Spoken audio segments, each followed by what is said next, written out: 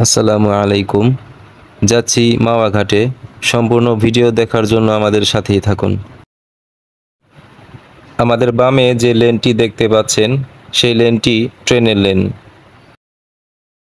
এই লেনের উপর দিয়েই ট্রেন পদ্মা সেতু পার হয়।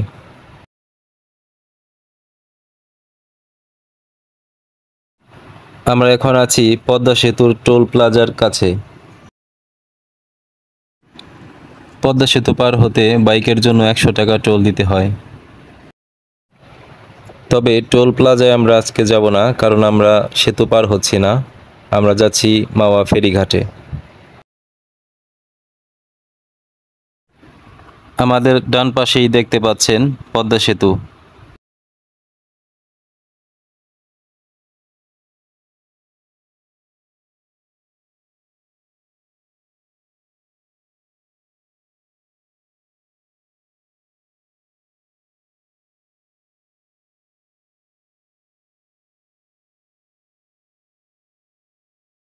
মাওয়া ঘাটের প্রজেক্ট হিলসা রেস্টুরেন্ট।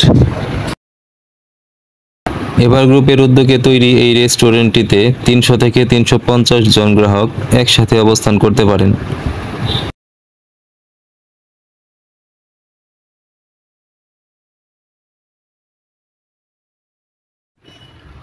এখানে ছোট বড় অনেক রেস্টুরেন্ট গড়ে উঠেছে। রূপালী ইলিশ রেস্টুরেন্ট, কুটুমবাড়ি রেস্টুরেন্ট, ইলিশবাড়ি রেস্টুরেন্ট, শখের হাড়ি restaurant, Basumati hotel and restaurant সহ অনেক রেস্টুরেন্ট এখানে দেখতে পাওয়া যায়।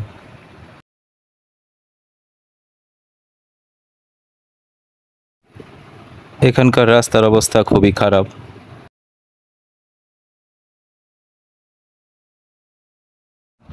আপনি চাইলে লোকাল বাসেও মাওয়া ঘাটে আসতে পারেন। সম্ভবত যাত্রাবাড়ি থেকে মাওয়া ঘাট পর্যন্ত 70 টাকা ভাড়া নেয়।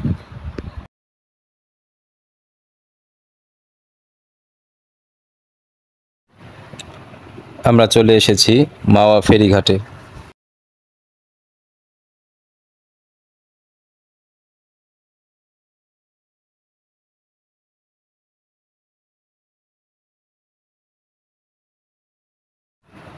এখান থেকে দাঁড়িয়ে সম্পূর্ণ পদ্মা সেতু দেখা যায়।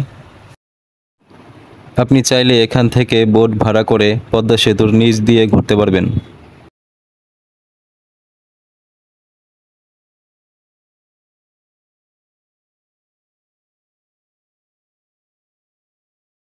সাথে থাকার জন্য ধন্যবাদ। আসসালামু আলাইকুম।